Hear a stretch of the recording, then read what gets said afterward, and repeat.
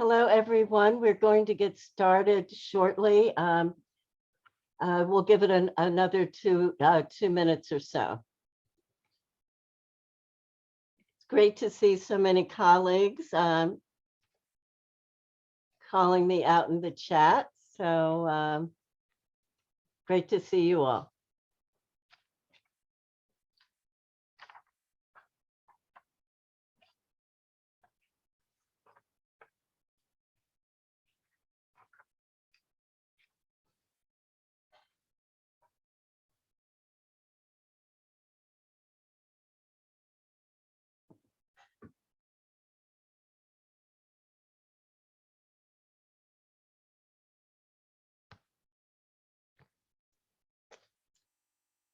Well, okay.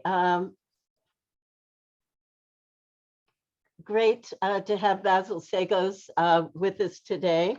But before I introduce the commissioner, I'm going to give you a little welcome and tell you something about WE ACT. So welcome, everyone. I'm Peggy Shepard. I'm the executive director and co-founder of WE ACT for Environmental Justice. We're based in Harlem with a federal policy office in Washington, D.C. So this is another one of our series in Uptown Chats that we have every few months. And tonight, I want to thank our partner, Con Edison, our sponsor for Uptown Chats, and just want to introduce you to WE ACT. Many of you know us and have worked with us for decades, and some of you may be new to WE ACT. We are a membership-based organization based in Harlem, New York, and we work to engage the most affected residents by environmental pollution, engage them in environmental decision-making to create sustainable, healthy communities. Our membership meets once a month, and in fact, it will be meeting this coming Saturday, where we will be having forums for the city council races in East Harlem and in Central Harlem. So if you are interested in those city council races, please join us at 10 o'clock on Saturday morning. And over the next few weeks, we will be also convening forums for the mayoral race, district attorney, controller. We've already had the Manhattan Borough President race. So we look forward to welcoming you on Saturday and over the next few weeks. Many of you are also our donors and supporters. And again, I want to thank you so much for that support, and just let you know how important that support is, especially as environmental justice and equity is receiving the kind of visibility that it should have had all these decades, but is now having a moment of opportunity and a moment to really advance the perspective of justice and equity in environmental decision making. So we are very excited for this political moment. So I am now going to introduce you to Commissioner Basil Seggos. He was appointed Commissioner of the Department of Environmental Conservation by Governor Andrew Cuomo, and he has served in this role since October of 2015. The agency has over 3,000 professionals around the state. And as Commissioner, Basil Seggos oversees programs that promote a clean and healthy and accessible environment, which includes protecting and restoring New York's air, lands, and water, combating climate change, enforcing state environmental issues and regulations, responding to natural and man-made disasters, and supporting world-class outdoor recreation on state lands and waters, including hunting, fishing, hiking, and paddling. And I'm told that the state park at Riverbank, which is now called the Denny Farrell State Park, is the second highest attended park in New York State. So that's just a tribute to the wonderful benefits that we have at Riverbank Denny Farrell State Park. Let me also say that Basil Seggos was instrumental in the passage of the state's nation-leading climate justice law, the Climate Leadership and Community Protection Act, and he now serves as the co-chair of its implementing body, which is the Climate Action Council. Basil Seggos is also devised and is responsible for the $2.5 billion Clean Water Infrastructure Act and has spearheaded the reauthorization of the state's Superfund law and reforms of the Brownfield tax credit program. And as co-chair of the state's Drinking Water Quality Council, Commissioner Seggos oversaw the establishment of the most protective water quality standards for PFOA and PFAS and 1.4 dioxin. I am going to ask Commissioner Seggos to give us some introductory remarks for the next 5 or so minutes, and then we will move on to a really robust Q&A session. So Commissioner Seggos, take it away. Thank you so much, Peggy. It's so great to be with you all today.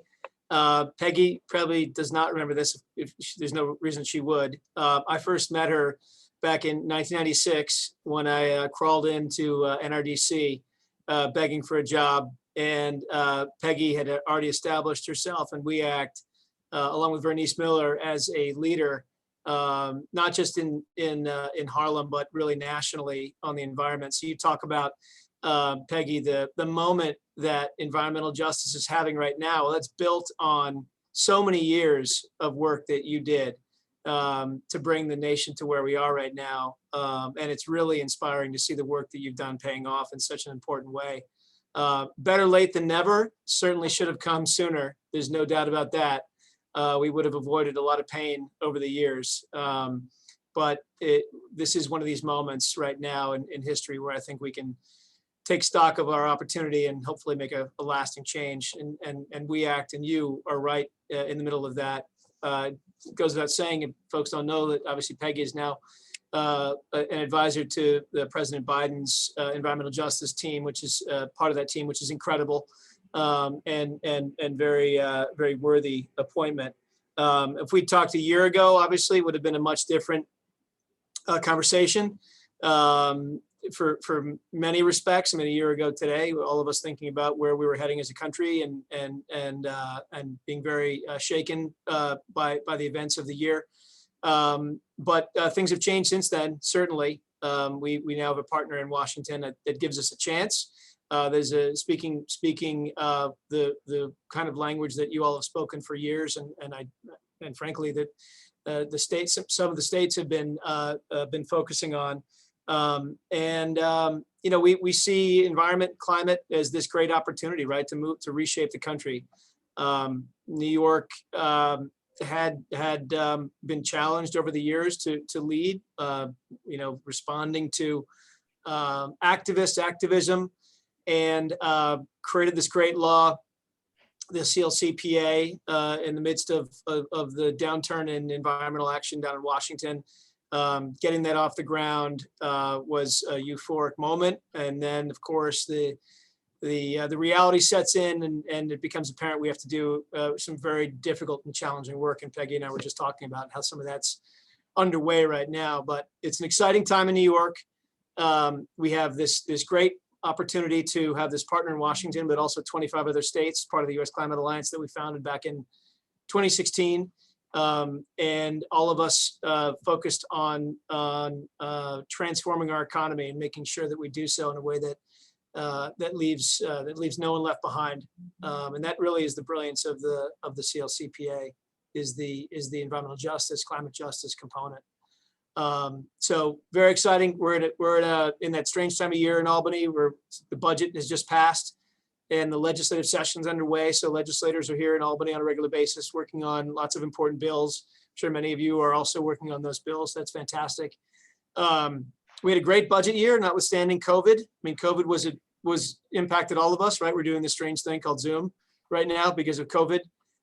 Thankfully, Zoom was invented to allow these things. But we had remarkably an incredible year on the environment, and that's after losing all of our staff to their home offices. About 1,000 of our employees dedicated significant time to COVID response, whether it's vaccine sites or testing sites or delivering food to the needy.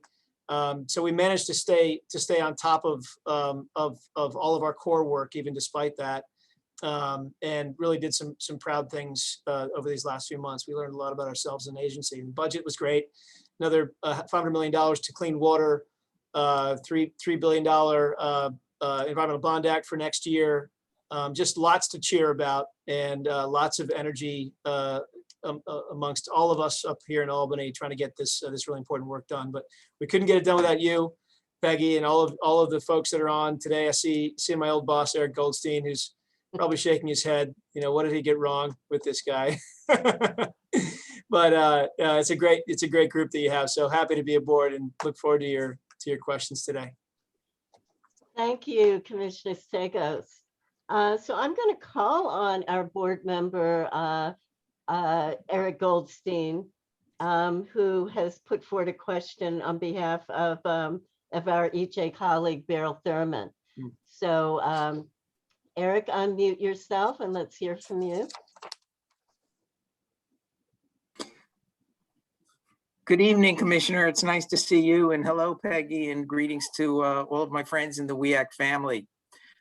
Beryl Thurman, who, as you probably know, Commissioner Seggos, is a terrific activist from Staten Island, and with the North Shore Waterfront Conservancy, has been fighting for a number of years for a cause that I know in general you are supportive of, which is protection of the state's critical wetlands. And in particular, there's a project there on northern Staten Island's, on the North Shore at Staten Island, where the developer proposes to destroy some wetlands and other critical lands that serve flood control purposes and the ecology in general, and put up a BJ's box store, some other strip development, a big parking lot.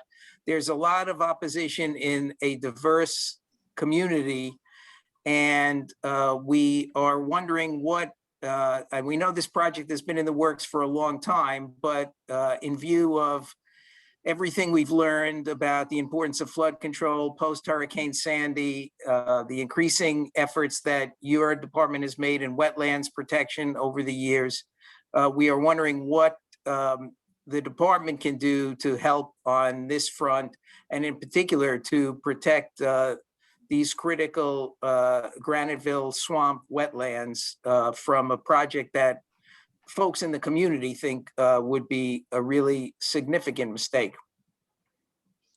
Eric, thanks. Good to see you. So I'll say just right off the bat, we are being sued on this. So there's only so much I can say without having to reiterate my explanations in a deposition someday. I will say that we do take everything you just said very seriously. Our role is relatively narrow when it comes to this project. We're looking at the wetlands issues. I know our staff looked very closely at it. We went out there looking for to delineate the wetlands, to look for any potential endangered species. The outcome of the application resulted in the protection of about 11 acres or so of wetlands and adjacent areas. So I know with a project like this that it generates significant interest, to say the least. We always try to find the balance, if there can be a balance on these matters, and this is one where at least we found the opportunity to have some set asides of protected wetland areas. But I certainly appreciate the amount of interest in it. I've seen the press coverage on this. It's gotten all the way up to me, and we're working at it closely.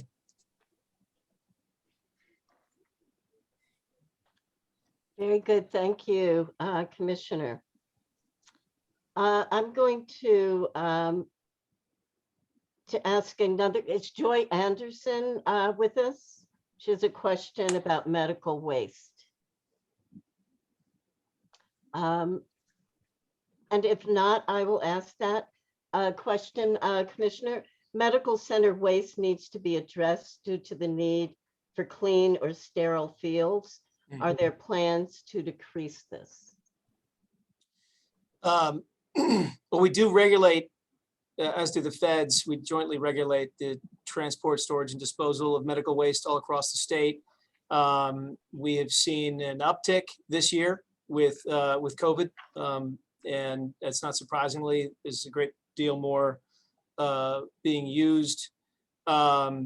You know, if the question is about our capacity or the infrastructure to handle the uptick of medical waste, what we learned pretty quickly this year is that we had the infrastructure in New York to keep up with the increase of use, but we're always looking for ways in which to drive down use and make the throwaway society, you know, less of a reality in the medical field. You know, when it comes to contaminated land as well, if that's part of the question, I heard you mention or the question also had something to do with fields. We do take contamination remediation very seriously. You mentioned in the intro, your nice intro, the Superfund law, which it has been used in the past at facilities or former facilities that pose a threat to the environment. So we have about $100 million a year we spend on cleaning up toxic sites that were contaminated with a range of contaminants, as well as the Brownfield tax credit program, which is also used to clean up sites based on a pay-as-you-go progress. But yeah, it's certainly an issue. We have a great team on medical waste here, and you know, hopefully gone are the years where you see floating debris in the ocean washing up on shore. Thank you. We have a question from Marion Bell with the NAACP Mid-Manhattan branch. Marion, are you with us?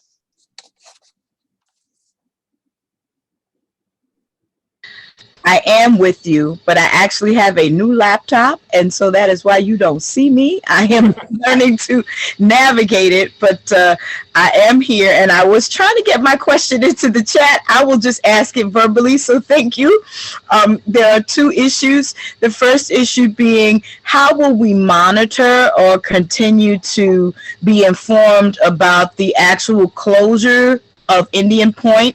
How will that vacant space be used? And are there any particular things we should know about the closure process to keep an eye on, number one? And number two, the second question is regarding sanitation garages. In particular, concern for us as Mid-Manhattan branch is the East Harlem garage, which is adjacent or right proximal to the Metropolitan Community Hospital. That garage has been an issue for the East Harlem community for many years. I used to serve on the hospital board.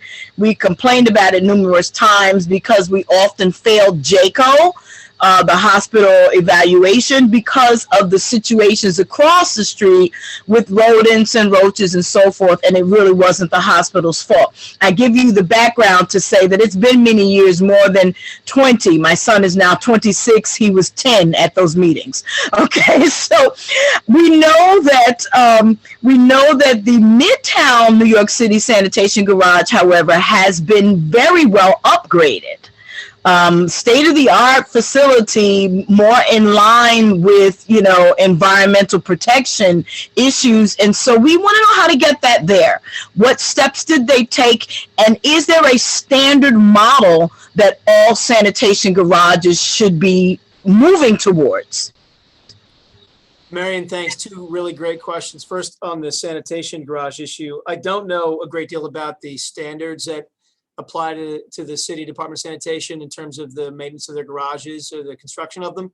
I'd be happy to come down there and take a look at the situation, walk around the outside, and you can show me some of the issues that you're experiencing, and we could certainly raise some questions of how the garage is being managed with the city. So I'd be happy to do that. Let's try to set that up in the next few weeks if that's good for you. By the way, Erica Ringwald, Deputy Commissioner of Public Affairs, is also listening, and she's going to hold me to this as well. She's taking notes on all these things. On Indian Point, some of you may know Indian Point, the nuclear power plant, just a few short miles north of New York City. Very contentious battle over the years, culminated last Friday with the closure of the final closure of the last reactor that had been online. This is a plant that goes back nearly 50 years. I've been inside the plant myself. I've seen it, and I'm glad that it's closed. I will just say that. The decommissioning of the plant will take decades. Our hope is that the deconstruction of the plant can be done in as quick a manner as possible. But we worked very hard from the state level to ensure that there was enough money set aside for this decommissioning and for any eventualities that may arise during the process of pulling down the plant, and of course taking all the spent fuel rods and securing them on site. The actual remediation, our review of I'm talking about DEC, our review of the cleanup will be centered on likely oil spills, underground contamination, possible former tritium leaks, and then of course managing how that waste is handled on site, off site. That will take a significant amount of staff time over the coming decade. The project is being done by a company out of New Jersey. It's a big project, and I'm confident that between DEC, our Homeland Security Office, Public Service, and I serve all the various state agencies that are involved, Department of Health, we'll have proper oversight on this. And of course, the issue of power, taking a nuclear plant offline, what are the impacts of that? We think very much that our renewable commitments that we began to make, more than 10 years ago, that are now starting to hit the ground. We've got over 100 projects underway around the state that will generate about 11,000 megawatts of renewables, and that should make up for the loss of power from Indian Point. So those are the big issues when you think about Indian Point. Take that power offline. Of course, you got to deal with the cleanup. See what might get proposed for that facility in the future. But let's make sure we get the renewables energy flowing in the right manner as quickly as possible. But thanks for raising that, Marion. Just to stay on that theme, we have a question from Lisa Harrison. I don't know if Lisa is with us. Unmute. Hi. Yes, I am. Thank you. I just unmuted. Okay. Hi, Lisa. My question is about the plan to import Canadian hydro, which I've heard mentioned by the governor and Mayor de Blasio. There's been really not much discussion of this in the public and no public engagement on it. And there are many problems with this plan. For one, mega dam hydro is not clean or renewable. It floods masses of land. There's major environmental justice issues in Canada. Hydro-Quebec has a terrible history with abusing Indigenous land. Sorry. Let's see.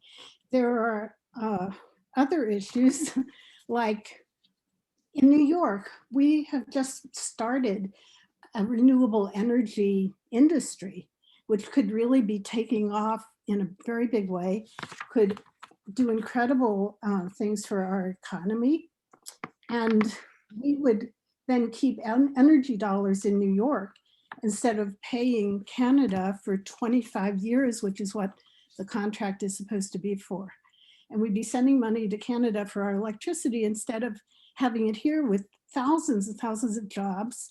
We can be, we could be making solar panels and wind turbines, and there are plans for doing these, which will be ruined by this project. Okay, thank you, Lisa. Yeah. So So Commissioner, anyway, yes, I'm sorry, that wasn't a question, but my question is, will the DEC reject this? Will DEC reject this, you say? Well, listen, we're going to look at this proposal as we do every proposal that comes in front of us. The proposal, the aspect of this proposal that will be subject to DEC's will be the actual trenching, so the impacts to the Hudson River by the laying of the pipeline along a proposed route. Now, this has been discussed for many years. We've looked at many of the different pathways that they have proposed. There's certain pathways that could have impacted sturgeon, for example. So we've been over the years submitting comments on minimizing those impacts within New York. Ultimately, the decision to approve this will be handled not by DEC, but by other agencies that can manage the permitting within the grid, the Department of Public Service and others. Your points are really well made about upstream and out-of-state impacts from any of our energy sources. That's something we've been thinking about for many years. Built into our greenhouse gas inventory is, for example, consideration of the generation of out-of-state power and how that impacts New York. The same analysis will be done as part of the Climate Action Council for any of the other power sources that come into New York, and of course, bringing any kind of hydro into New York will undergo that analysis. But your point's well made. I've certainly heard it numerous times. I know we're desperate to get clean power downstate, and we want to do so as quickly as possible without creating dangerous precedent. thank you. Next is Jeff Jones. Jeff is a WEAC board member. Jeff, are you around? Yes, I am. Hi, Jeff. Hi, Commissioner. How are you? Good to see you. Good. Yes, good. And thank you for doing this. We appreciate it very Sure. much. Two brownfields related. I'd be cheating if I said they were both questions, but I'll phrase them in that way. One is related to the Brownfield Opportunity Areas program in relation to the Climate Leadership and Community Protection Act, and then the other is the Brownfield Cleanup Program, which Peggy mentioned in her introduction of you, and you also referred to. Calling your attention to BOA, reminding you and everyone that BOA was actually invented by the environmental justice community back in 2003. And what's so great about the program is that it puts people in neighborhoods, it gives people in neighborhoods a real voice about what the future of their communities will be when they're cleaned up. That kind of direct empowerment is going to be critical to the success of the CLCPA. So I want to call it to your attention, although I know you know all about it.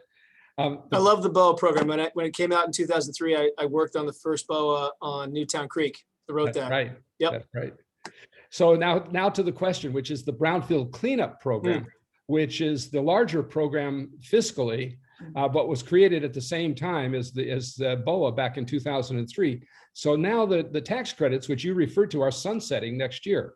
So that program actually is in danger of coming to an end. I mean, the standards will remain, but the incentives to developers to actually meet those standards may go away. There was an effort, in fact, it's still being made this year to try to extend it for 5 years. I'm just wondering where you and the department stand in terms of the future of the Brownfield Cleanup Program, and if you also see any ways in which its ties to BOA can actually be strengthened.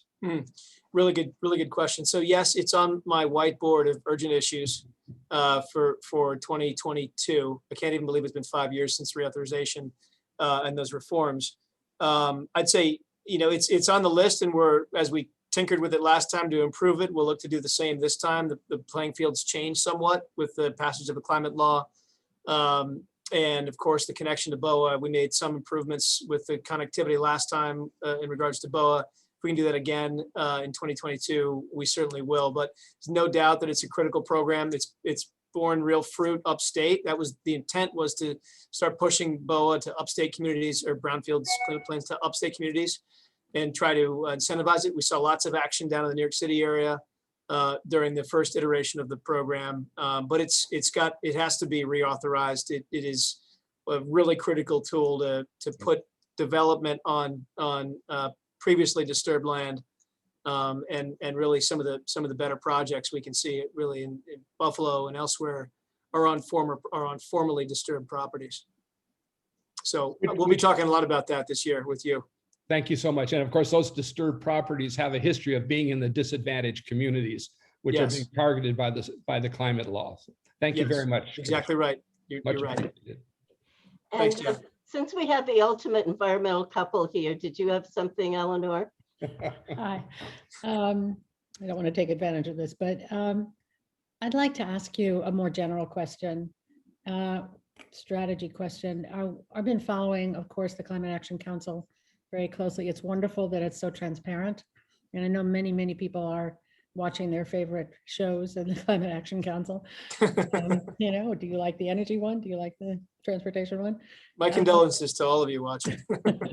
Well, my condolences to you having to pull the whole thing together. And that's really kind of my question is, what do you know, obviously there's tremendous urgency because of the climate crisis. There's urgency because of the status of vulnerable communities. And so my question to you is, what do you see as the greatest obstacle to actually implementing the aspirations in the law and the goals of the groups that are working so hard at this point in time? What do you think is the biggest problem in moving it forward? That's a great question. And I will tell you, because I can feel it firsthand, it was the passage of the law was the moment of euphoria. Immediately after that, it became apparent how big of a challenge we had to undertake.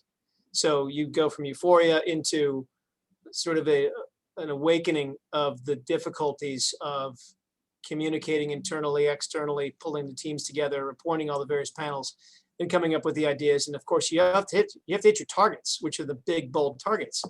And to do so, you have to propose an economy-wide reimagining. We're doing that right now. I think the biggest challenge moving forward, now that we've gone from euphoria into the trench kind of warfare that we're in right now with each other, is how do we sustain support for this over a decade, right? Until we really make some of those incredible gains with the green economy. Yes, some gains will come very quickly. We're seeing offshore wind start to boom. Ports are gonna change. You're seeing solar all around the state, battery storage. Keeping people engaged and supportive of the tough decisions ahead will be the biggest challenge. It's never attractive to propose, increases in cost to people's wallets. So the counterbalance is, well, the cost of not doing this is far greater to all of us than the incremental cost of some of the proposals that we may see. So how did FDR communicate the incredible investment that the federal government had to make to get out of the Great Depression, out of the Dust Bowl? It took an economy-wide approach, launching new programs, getting the public involved, and sustaining that over the course of a decade. And of course, some Green New Deal programs are still going today in the Western states. That was an enormous lift. It's a model for us. The only difference being Twitter didn't exist back then. So people's patience, I think, is far more limited now. People want results immediately. And of course, the challenges out there, we don't have 10 years to wait before making real change. So I think it's the challenge of communication, keeping people engaged, interested, supportive, and of course, showing the results along the way. It didn't hurt FDR that he put people to work, actually put them on the federal payroll. That helped enormously. That's right. That's right. Thank you. Thanks. Thank you. We have a question from Rebecca Laurie with the CUNY School of Labor and Urban Studies. Rebecca, are you here?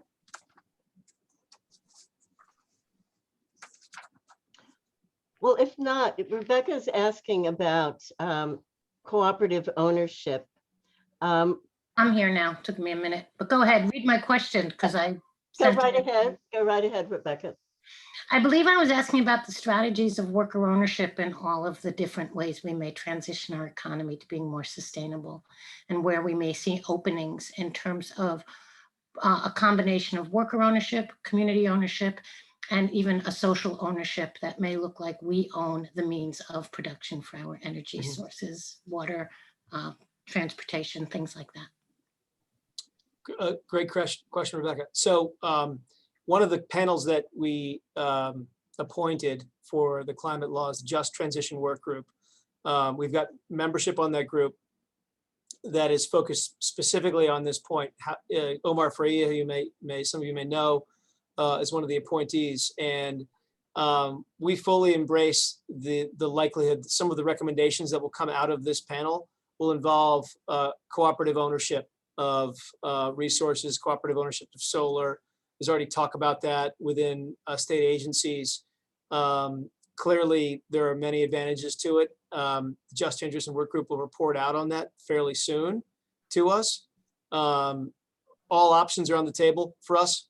I think if we go into the climate work and the scoping plan with a very narrow set of recommendations, we're going to get a narrow set of outputs that frankly won't work. And we have to embrace all the potential solutions out there, and certainly cooperative approaches to energy, water. Those are all on the table right now. Thanks for convening this, Peggy. Yeah, Thanks, thank Rebecca. you. And I would just say to both of you that WEACT has had the opportunity through our worker training program of training solar installers. We had about 12 young men who were interested in doing more, and they've started their own worker cooperative called Solar Uptown now. And they've just finished doing about a 9-acre solar array upstate. They're Wow. incorporated. They're about to apply for their MBE. And I think it's very important for Just Transition to really develop these alternative methods of worker cooperatives, because we do know that in the construction trades, it is very hard for young men of color to get into the construction trades in New York. And so we really need to think about alternative methods of worker affiliation so that they can be empowered to have a career, a skilled career. So just wanted to mention, we're really proud of the Solar Uptown Now group, and we need to empower more groups of workers to do the same thing. And Peggy, I'd love to follow up with you on where that project is, and if there's something we can do to promote it also, that's great. That'd be wonderful. Thank you. Great. Yeah, same for us at the School of Labor and Urban Studies, where we do the worker co-op work. Stay in touch. Great. I just put stuff in the chat. Definitely think about that. Thank you. So we've had a couple of questions from Annie Wilson and Jacqueline Dreschler about will New York State require emissions counting on imported electricity? And, will emissions associated with electricity be counted in New York's inventory? So yes, the answer is yes. That's part of the climate law. I believe the first emissions inventory is due at January 1st of 2022, and that includes out-of-state generation sources as well as the upstream emissions from those sources. So I can give you all more specific timeline. I believe it's January 1st of next year. But yes, the answer is yes, we will consider all those potential impacts. Okay. We have a question from Catherine Hines with New York City Audubon. I don't know if Catherine's here. But if not, her question is, how is DEC approaching artificial illumination and light pollution or environmental equity? There you are, Catherine. Hi there, how are you? Thank you so much for being here, and thank you, Peggy and WEACT. Yeah, we're interested in DEC's approach to light pollution. There have been bills in the Assembly for a decade, and they just die in committee. And this is an enormous issue, not just for wildlife and for birds, which we know about because we study this specifically, but also for people. And it's a justice issue. There are bright lights in communities that have lots of young children who have less access to nature, and the idea that we are brightening the skies, and frankly, it's a method of torture to keep people in bright light all night long, that we're allowing this to happen. I'd really love to see this bill advanced, and is DEC looking at this issue at all? And thank you so much. Catherine, thank you.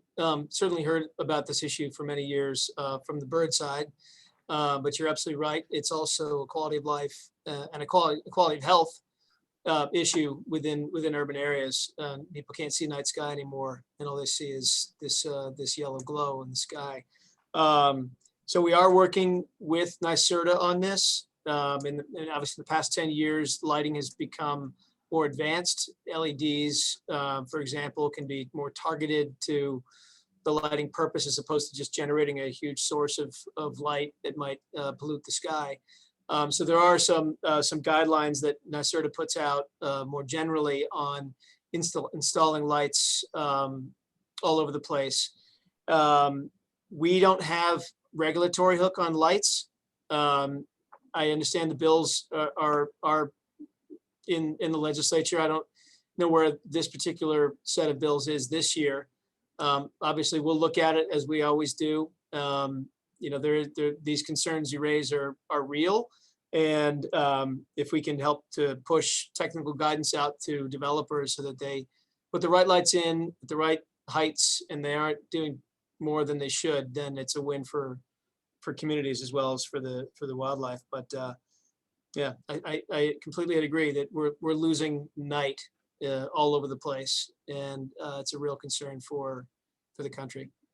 No, thank you. And it doesn't cost much to hit the switch, turn the lights off. Doesn't. Thank you. Thanks. Our next question goes to CEQA from Mitch Palick. And while I wait for Mitch to unmute himself, as we know, there are a lot of issues with CEQA. And we also know that CEQA suggests that we should look at cumulative impacts, but it's never really addressed. We also know that New Jersey now has a new cumulative impact law. So I guess I have a couple of questions. When are we going to get a cumulative impact law or regulation in terms of permitting? Maybe I'll stop with that question and see if Mitch comes aboard. But cumulative impacts, when are we going to really address that in permitting? Good question. So I think I can't speak to the changes in seeker or when a law will go on the books that will require cumulative impacts analysis be done. What I draw your attention to is the new climate law, which requires Section 7.3 requires a consideration of impacts of projects on disadvantaged communities. It isn't as big and bold as what New Jersey did in terms of environmental justice, a specific environmental justice comprehensive law. It's more tailored to the benefits and investments related to the outcomes of the climate law. But I believe that once the definition of disadvantaged is settled, and that's underway right now, that will give us a powerful tool to look at EJ impacts, and of course, many of those being cumulative in nature. So the legislature, I know on the seeker question, has taken up seeker a few times. For whatever reason, it usually hits the skids. I think both sides, if you will, are scared to open it up because it does present, anytime you open up a law like seeker, you open up potential, hornet's nest of issues. We made some amendments to seeker a few years ago that go about as far as we can go on permitting and encouraging green infrastructure. Now, this is 5 years ago. We think we have a chance to, based on the sort of CLCPA, we have a chance to go back into the regulations and modify those. But it will be the subject of the work of many lawyers once we put the regs out there, unless we have the force of the law behind it. And I'm not advocating for a legal change right now, but I'll leave that to others. But clearly, more can be done, inspired by what the groups did in New Jersey.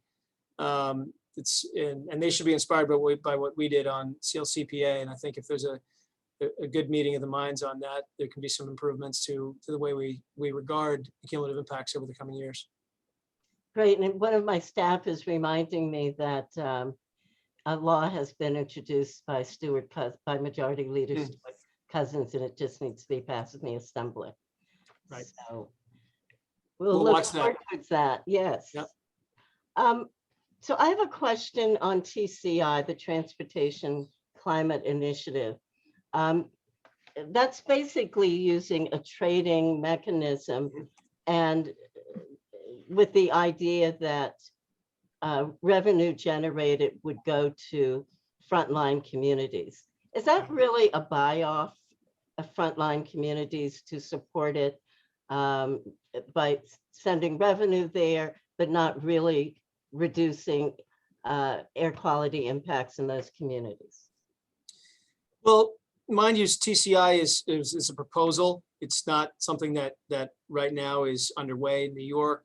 There are a couple of states that have adopted TCI, and they've formed a collaborative to coordinate on policies. I mean, a real TCI isn't going to work truly until you have all neighboring states involved. And right now, I think we're looking at the benefits as well as the drawbacks on TCI. There's no question about it. If it's not constituted the right way, if the funds aren't directed into frontline communities, if the improvements aren't experienced in frontline communities, diesel buses, trucks, dirty forms of transportation within disadvantaged communities, then obviously that's not a winner for New York. Certainly, we need to find revenue sources for our programs. TCI is one of the potential tools that may be recommended by the Transportation Committee, this panel. There are other recommendations that are floating around as well. My sense is with a program, if we wanted to make it work for New York, regardless of whatever it was called, on transportation, it's got to be, in my mind, multi-state. If you do a single state transportation initiative, then you're potentially losing out on losing those purchases in other states, and frankly, emissions controls may not be benefited. But you have to do it with multiple states, and you've got to put TCI or any program like that to use within the frontline communities.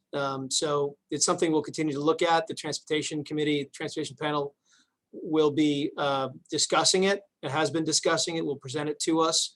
Climate Action Council has to decide whether it makes sense, and we are going to listen to the environmental justice community as to whether or not the proposal as crafted is good for New York.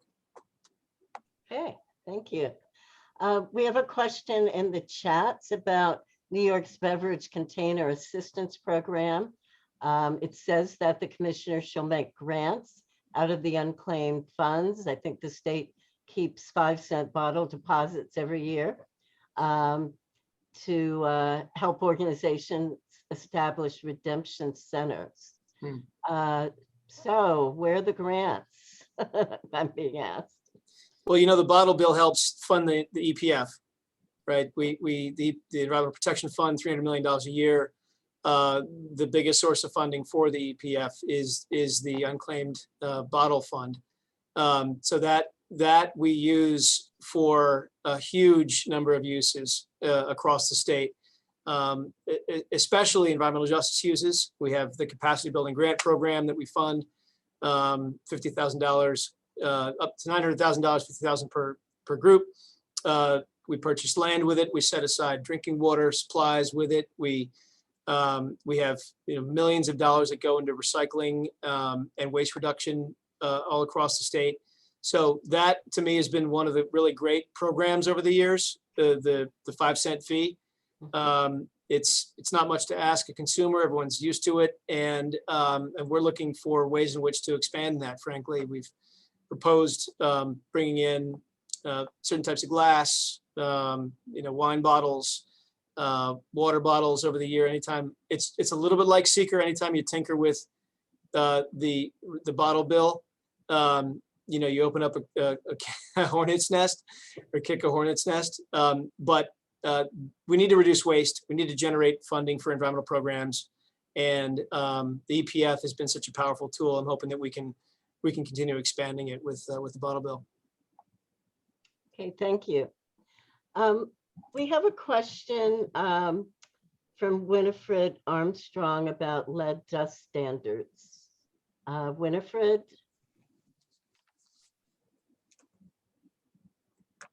I think you're on mute. Okay, thank you. And hello. Hi, Winifred.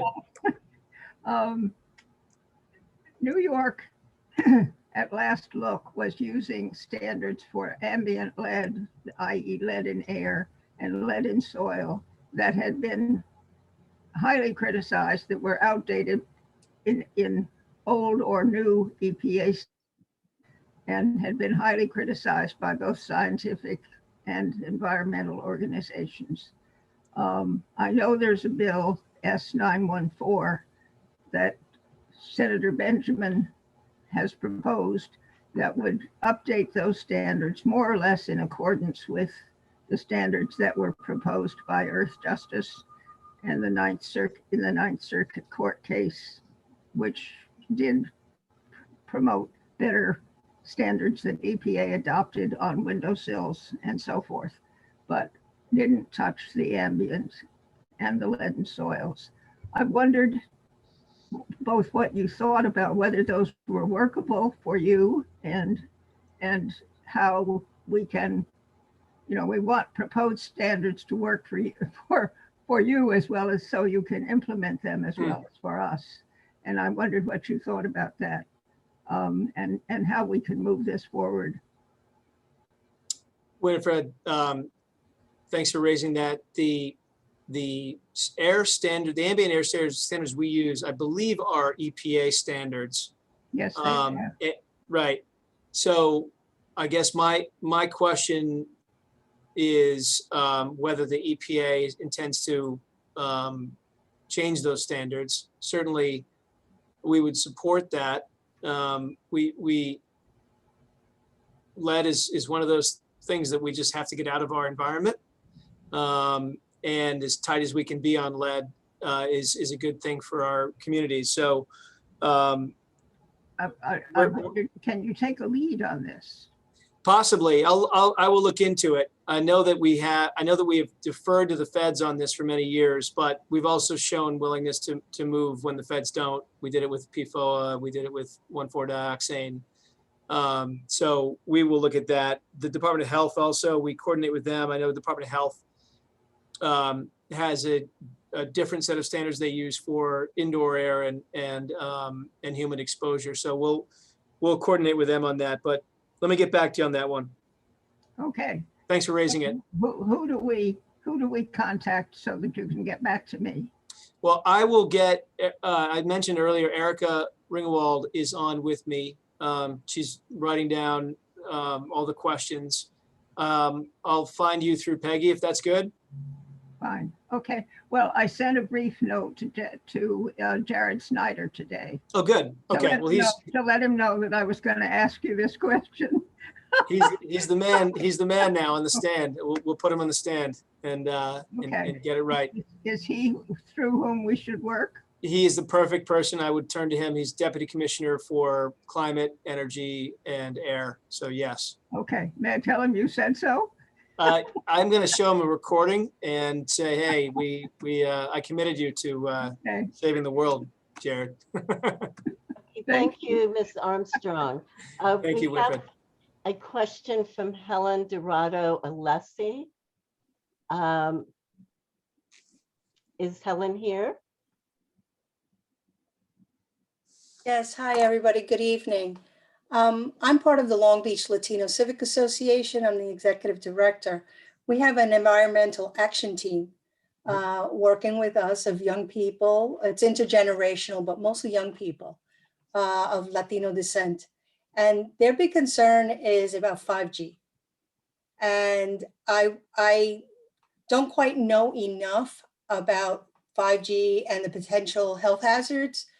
So I wanted to see if there was anything that you all are working on that could be helpful to me and my team. Thank you. Thank you, Helen. I don't believe anyone at DEC is working on 5G, but certainly welcome to send us anything that any of the questions you have. I'll plug the team, see what they know, and if we have any research or any materials on it, be happy to share it. Apparently, it's about radiation. Right. Right. Okay.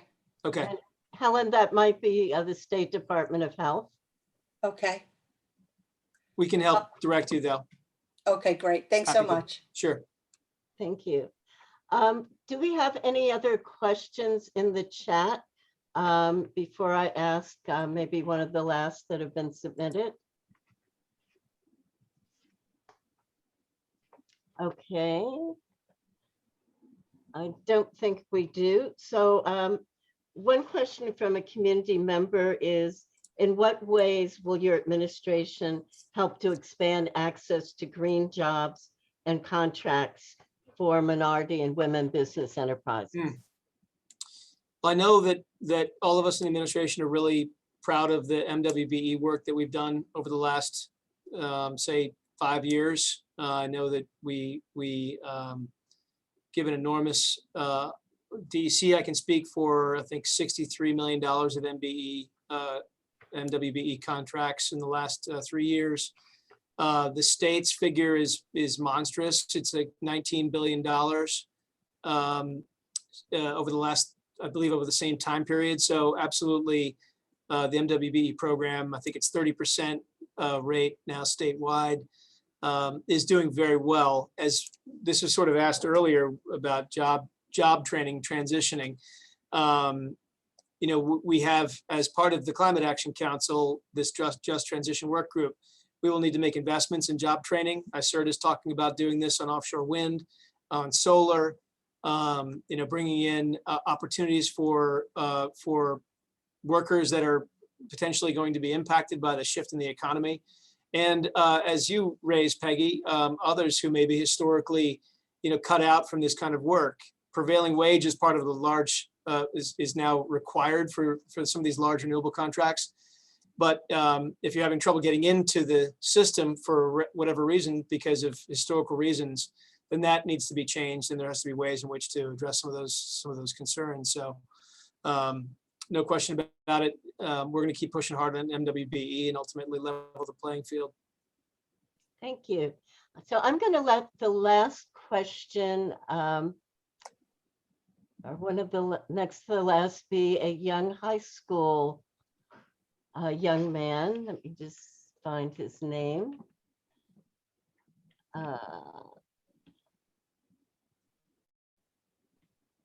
Diego Onofre. Yes, I'm here. Hi, Diego. Okay, Diego, ask your question. Yeah, so my question was, as a high school junior, what can we do to possibly enter the internship field at the Department of Environmental Conservation, and how can we begin our career path there? Great question. Great. We are always looking for energetic interns to come into this agency, and are always looking for ways in which to keep them here and ultimately open them up to potential career opportunities. So Diego, first of all, check our website, because we do make postings all the time on internships. Are you in the 5 boroughs? Yes, I live in Harlem, actually. Okay. Do me a favor, if you can, shoot your email to Peggy. And Peggy, if I can bother you to send that to me. I know you've got a lot of things going on right now, but Diego will follow up with you and show you what's available. We do internships during the school year and during the summer. And long-term, I have a view to make the internship program even more successful that we'll hopefully be announcing soon. But really excited to get you in here. All right, sounds good. Thank you so much. Good, very opportunistic question. I'm glad you asked it. Yep. Absolutely. Tell all your friends as well. So I'm going to ask the last question. As you know, WEACT and the Just Green Partnership was very, and Cecil Corbin Mark were very active on passing the Child Safe Products Act, or helping to pass it. Where are we on implementation? I'll have to give you the exact details as where we are with the regulations, but last I checked, and this was a few months ago, we were on progress. We were on track to put the regs out on that, I believe this calendar year. But Peggy, I'll get you the details on that. I know we worked on that for many years with Cecil and many others, but I'll get you the actual details on that. Okay. And the very last question, I just Sure. saw another question from NAACP about the AmeriCorps program. It's created a Climate Corps branch, but what can we do here to get a similar branch to assist our young people of color having access to college funding while doing climate research and service? So great question on that. We started the Excelsior Conservation Corps a few years ago, which predates the Climate Leadership Act, CLCPA. That was designed to bring individuals who wanted a career in conservation, and between DC and parks, exposing kids to opportunities all across the state. This year in the state, there was an idea proposed to expand that to climate as well, Climate Corps. So that hasn't been completed yet. The budget obviously just passed a few weeks ago, or a month ago or so. We're going to roll that out relatively soon, but in the meantime, I would encourage anyone who is interested in potential conservation opportunities to look at the Excelsior Conservation Corps. We do about one class a year of 30 students from all over the state. Well, you know, Commissioner, a Frontlines Climate Corps is being discussed within the Biden administration. It is. And it would be wonderful to see something like that downstate in a place like New York City, where young people can work in their own neighborhood to be part of the solutions to climate resilience and issues. And it would be great to get that kind of state resource to work in frontline communities. I love that. I love that. And I can't wait to see what comes out of the federal government on that. I imagine that it will be pushed down to the states. Certainly, if there's federal money involved, would help. But that's going to be one of the exciting things ultimately that comes out of this plan, is if it comes to be. Well, if that happens, we certainly want to work closely with you on that. It's been very difficult for advocacy groups to get AmeriCorps volunteers. We have never been able to get one in decades. Is that right? Yeah. Yeah. And then, of course, there aren't a lot of youth of color in that program. And so I think if there was something really geared to the communities they're already living in, so that they can be part of the solution there, that could be very powerful. I love that. Let's work on that together. Great. Great. So everybody, thank you so much for all of you attending. I want to thank Commissioner Basil Seggos, Commissioner of the State Department of Environmental Conservation, for being with us. We have to do this more often because you are very popular. There are a lot of questions here. Everyone was very nice too. I don't usually get that. Well, great. Thanks. Thanks. You so much. Thank you all for coming. Please join WEACT as a member. Please donate and contribute as well. And again, we hope to see you on Saturday for our membership meeting that will focus on two city council districts in East and Central Harlem. So everyone, wish you a good night and a safe and healthy rest of the year as we all get our vaccinations. Yay. So we Thanks, can get Peggy. back to normal. Bye-bye, everybody. Bye. Good night. and Thanks, thanks. everybody. Thanks.